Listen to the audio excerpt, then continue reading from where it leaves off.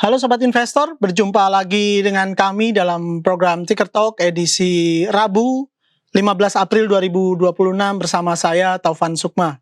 Sobat Investor, indeks harga saham gabungan atau IHSG pada perdagangan kemarin 14 April 2026 berhasil mempertahankan tren positifnya dengan kembali menguat sebesar 175,76 poin atau 2,34% menuju level 7.675,95. Volume transaksi sepanjang perdagangan tercatat sebesar 49,9 miliar saham dengan nilai transaksi sebesar 24,68 triliun rupiah, di mana sebanyak 57 saham berhasil menguat, 163 saham masih bertahan di zona merah, dan 226 saham lainnya bergerak stagnan. Lalu faktor apa yang sebenarnya menjadi penopang utama kinerja indeks sehingga untuk dalam beberapa hari terakhir dapat bertahan di zona hijau?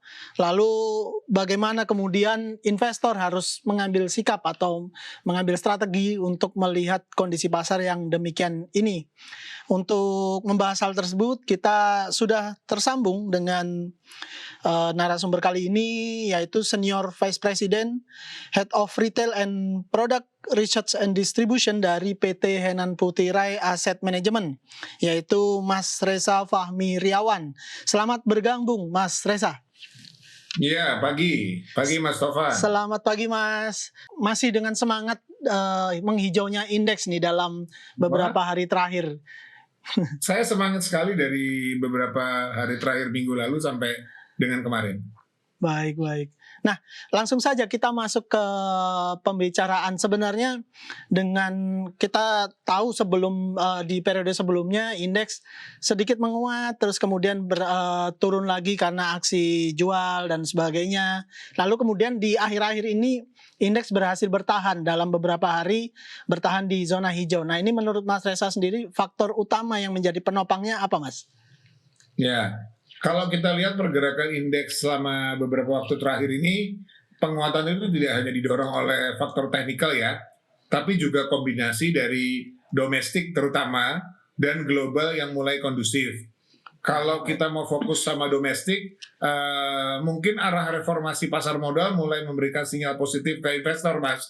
Karena dengan peningkatan free flow, dorongan transparansi, dan penguatan tata kelola itu membuat pasar Indonesia kembali menarik. Khususnya kali ini adalah untuk investor institusi, Mas. Jadi institusi itu sudah mulai banyak masuk juga. Dan dari sisi lain kita juga bisa melihat aliran dana asing sudah kembali masuk. Sudah mulai net buy, mulai dari Senin, Selasa, minggu lalu. Jadi tapi meskipun masih selektif, fokusnya masih ada di saham-saham besar dengan fundamental kuat. Jadi secara natural itu akan menopang indeks. Ditambah lagi makro Indonesia juga relatif stabil ya, ekonomi masih terjaga, inflasi terkendali, dan konsumsi domestik juga masih cukup solid, menjadi pondasi penting di tengah ketidakpastian global ini sih Mas. Gitu Mas. Nah, ini catatan menarik ini menurut Mas Reza bahwa capital inflow gitu ya mulai masuk ke pasar modal kita. Nah, ini apakah bisa kita simpulkan walaupun memang masih tahap awal begitu bahwa investor sudah mulai percaya gitu terhadap reformasi yang sedang kita lakukan di industri pasar modal Indonesia? Sebetulnya kepercayaan investor juga sudah mulai membaik, tapi sifatnya memang masih bertahap Mas. Dan mereka masih selektif, seperti dari 2-3 minggu ini saya sampaikan bahwa kita harus selektif ya. Kita belum melihat euforia, tapi ini adalah salah satu fase awal dari pemulihan kepercayaan. Investor masih sangat harus disiplin dalam memilih aset. Jadi ya nanti kita harus bisa pilih dengan saham-saham yang fundamentalnya kuat and so on gitu. Tapi indikasi dari masuknya dana asing yang mulai konsisten menunjukkan bahwa persepsi risiko terhadap Indonesia itu sudah mulai membaik, meskipun belum sepenuhnya kembali ke kondisi risk on, gitu sih Mas. Segala sesuatu masih bisa terjadi sehingga tetap investor harus tetap waspada, tetap selektif dan melihat kondisi yang ada di pasar gitu ya Mas? Ya. Iya. Nah, catatan menarik juga yang disampaikan Mas Reza tadi soal kondisi geopolitik Mas, bahwa informasi atau isu dari luar ini relatif cukup kondusif walaupun kita tahu kondisi upaya perdamaian yang di Islamabad gitu, di Pakistan gagal, dan kemudian AS juga mulai menebar ancaman ini tentang menutup atau blokade di Selat Hormuz dan sebagainya.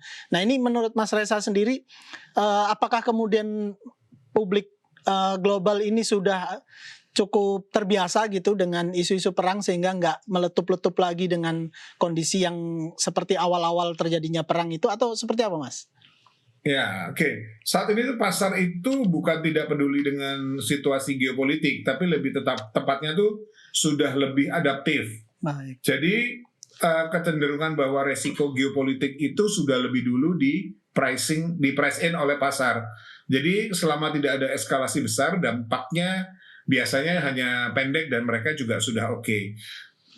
Lagi pula juga masyarakat sepertinya sudah tahu bahwa walaupun Trump kemarin gagal dan Trump meletup-meletup ingin mengancam A, B, C, D, F, G, tapi kita tahu kok Trump sendiri juga sudah mulai secara ekonomi juga kekuatan sudah mulai agak payah, dan sebenarnya mereka sendiri juga sudah mulai mengharapkan perdamaian. Hanya saja mereka maunya damainya dengan kondisi mereka. Karena sudah tidak banyak yang bisa dilakukan oleh Amerika dan Israel. Dan itu dapat dibaca oleh masyarakat, sehingga sebetulnya mereka tinggal bilang, ya ini hanya tinggal tunggu waktu. Jadi kalau kita kembali ke setiap negaranya, bahwa investor sekarang lebih banyak fokusnya ke stabilitas domestiknya itu sendiri dan prospek dari kinerja emiten itu sendiri. Selama dua hal itu masih bagus, mereka akan udah mulai masuk. Dan khususnya di Indonesia, dengan reformasi yang tadi disampaikan, reformasi pasar modal ini tampaknya sudah mulai banyak orang juga masuk. Jadi bukannya nggak peduli.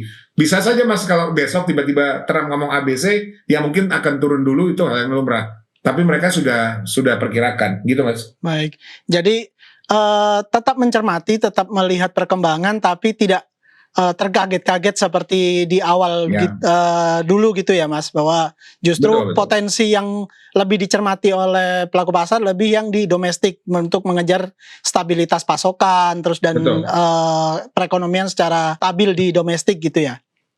Betul. Nah, dengan posisi yang demikian Mas, kita lanjut ke posisi indeks gitu. Kita tahu dengan sempat meninggalkan level psikologis 7.000 itu cukup ngebut tuh gitu, cukup kenceng IHSG, kemudian sampai di sekarang di 7.600-an. Nah, kalau berandai-andai ini kemudian ke depan ini, apakah kemudian level psikologis 8.000 juga akan cukup mudah diraih dalam waktu dekat, atau mungkin parkir dulu di 7.700 atau 7.800 atau seperti apa Mas?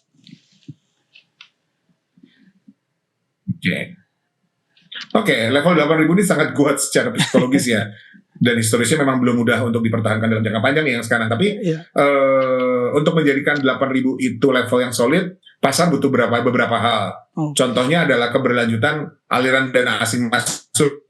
Ya, kalau itu tetap maju terus, 8.000 sih gampang. Lagi pula juga ada emiten, terutama dari perbankan dan siklika. Jadi kalau kita lihat sebetulnya peluang ke arah sana terbuka, tapi prosesnya tuh nggak instan. Ini lebih realistis kalau kita lihat ini ya dalam beberapa bulan lah, mungkin areanya ada di 7.800 sampai akhirnya 8.000 menjadi base baru sebelum melanjutkan kenaikan berikutnya Mas. Nah, dengan kondisi pasar yang demikian Mas, bahwa ada harapan yang cukup besar di sana bahwa indeks bisa menuju ke 8.000, walaupun mungkin dengan catatan-catatan tertentu yang seperti yang Mas Reza sampaikan tadi. Kita lebih spesifik ke sektor saham, atau mungkin saham-saham tertentu yang mungkin bisa direkomendasikan atau dipertimbangkan oleh sobat investor untuk dilirik pada perdagangan hari ini.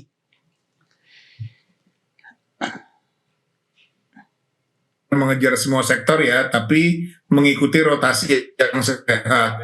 Jadi kalau kita lihat sektor perbankan pasti menjadi tulang punggung, seperti saya sampaikan minggu lalu, bahwa pada saat nanti MSCI atau apapun itu naik, yang naik duluan pasti big cap. Jadi, dan kita bisa lihat hari ini beberapa bank favorit kita ada yang naik sampai 2% lebih dalam satu hari. Jadi sektor perbankan harusnya akan bagus karena akan tetap relevan menjadi core portofolio. Kemudian energi dan komoditas juga menarik karena didukung oleh dinamika harga global dan posisi Indonesia juga sebagai produsen itu juga cukup oke. Lainnya mungkin konsumsi oke, tapi saya mungkin akan menambahkan juga seperti yang sering saya sampaikan, tolong perhatikan emiten-emiten yang memiliki rencana strategis kinerja yang sering disampaikan di media. Jadi kalau mereka banyak melakukan action plan dan terrealisasi, itu boleh dilihat. Dan mungkin saya sudah sampaikan di minggu lalu, di mana hari ini saham yang saya maksud aja udah naiknya langsung ngebut banget sampai puluhan persen tuh Mas. Jadi mungkin kita bisa lihat beberapa yang seperti itu. Tapi lebih secara keseluruhan penguatan indeks saat ini tuh lebih mencerminkan fase recovery yang sehat Mas. Jadi tantangannya bukan lagi apakah indeks bisa naik, tapi apakah kenaikan tersebut ini masih bisa ditopang oleh fundamental yang kuat. Nah kita tunggu nih fundamentalnya akan seperti apa. Gitulah Mas. Baik. Terima kasih banyak. Ini analisa yang menarik bahwa kita selain ngebut mengejar di level indeks yang lebih tinggi, kita juga berharap fundamentalnya ini semakin kuat gitu ya Mas. Sayang sekali waktu kita juga terbatas, jadi terima kasih atas penjelasannya yang sangat komprehensif dan semoga bisa menjadi insight lebih bagi sobat investor untuk memulai perdagangan pada pagi hari ini. Terima kasih Mas Reza. Sama-sama. Ya, sobat investor, demikian perbincangan kita dengan Mas Reza Fahmi Riawan dari PT Henan Putira Asset Management. Semoga menjadi insight lebih atau mungkin second opinion yang bisa dipertimbangkan oleh sobat investor sekalian dalam menentukan strategi dalam menjalani perdagangan pada pagi hari ini. Terkait hal itu, kami selalu sampaikan bahwa keputusan berinvestasi sepenuhnya berada dalam genggaman Anda, sobat investor. Maka yang bisa kami sampaikan adalah bijaklah dalam berinvestasi. Sekian dari kami, saya Tovan Sukma, sampai jumpa.